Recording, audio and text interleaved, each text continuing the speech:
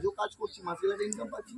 আগেও আমি কাজ করতাম, প্রতিদিন কাজে যেতে হতো, আজও আমাকে বেরিয়ে প্রতিদিন কাজে যেতে হয়।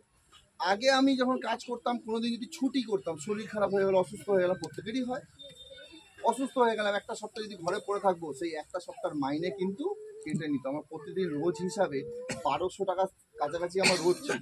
তাহলে একদিন ছুটি করলে আমার 1200 টাকা কেটে যাবে। তার মানে দেখতে গেলে যদি একটা সপ্তাহ কোনো কারণে ঘরে বসে থাকি, তাহলে আমার কত টাকা গেল? 5 থেকে 7,000 টাকা। ছুটি করলেই টাকাটা চলে গেল। কিন্তু আজকে সেই জিনিসটা আর হয় না। আচ্ছা, কারো যদি এরকম হয়, যদি খুব ব্যবসাদার লোক, খুব বড় টাকা, মানে খুব লক্ষ লক্ষ কোটি কোটি টাকা লাগিয়ে একটা দোকান করেছে, আর দোকানের ঝাপ যদি 15 দিন বন্ধ থাকে, শাটারটা যদি 15 দিন বন্ধ থাকে, ক টাকা ইনকাম আসবে? Income zero. আচ্ছা, একটা জিনিস তো আমরা প্রত্যেকে জানি, যার ব্যবসা বা যারা কাজ করে বা যারা মাঠে ঘাটে কাজ করছেন, যদি কালকের দিনে ওপরওয়ালা, যদি সব কিছু ওপরওয়ালার হাতে আছে, আচ্ছা যদি ওপরওয়ালা চায় যে না, আর এই লোকটাকে এবার আমার লাগবে, ডেকে নেবে, যদি সেই লোকটা আমি হই, আমি সবসময় বলি ওপরওয়ালার কাছ থেকে আপনারা সুস্থ। তখন দেখা গেল হয়তো লোক বললো, ওপরওয়ালা বললো যে চল বাবা উপরে চলে আয় এবারে। যদি আমি চাকরিজীবী হতাম, তাহলে আমার পরিবারের অবস্থা কী হতো? যদি আমি চাষি হতাম, তাহলে আমার পরিবারের অবস্থা কী হতো? যদি আমি একটা ব্যবসাদার হতাম, তাহলে আমার পরিবারের অবস্থা কী হতো? আমার পরে আমার পরিবারে আমার বৃদ্ধ বাবা মা, আমার স্ত্রী, আমার বাচ্চা ছাড়া কেউ নেই। তাহলে আমার পরিবর্তে আমার যে ইনকাম, সেই ইনকামটা কে করবে বাজারে? কিন্তু thanks to this business, RCM business, যে এই বিজনেসের মধ্যে আছে 3,500 লোক আমার সাথে আছে। আমি থাকি বা না থাকি কিচ্ছু যায় আসে না। সেই 3,500 লোক নুন তেল ঝাল মশলা কিনবে। কেন কিনবে? তারা কমে পাবে। কেন তারা প্রচার করবে? জানেন তো, এখান থেকে ইনকাম পাবে।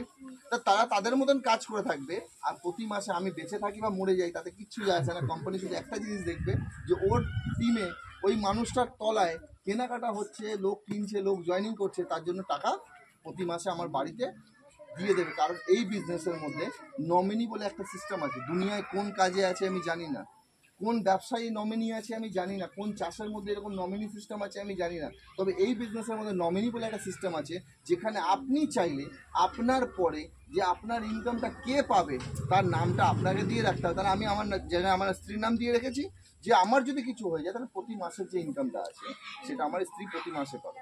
আর এই যে সিস্টেমটা, প্রথম দিন আমারও বিশ্বাস হচ্ছিল না, এতটা আজকে কথা বলতে পারছি। প্রথম দিন এত কিছু আমি বলতেই পারতাম না, কারণ বিশ্বাস ছিল না যে সত্যি কি আসবে, সত্যি কি হবে। বাট এখন একটা জিনিস দেখতে পাচ্ছি, সেই দিন বিশ্বাস করেছিলাম বলে আজকে এই জায়গায়।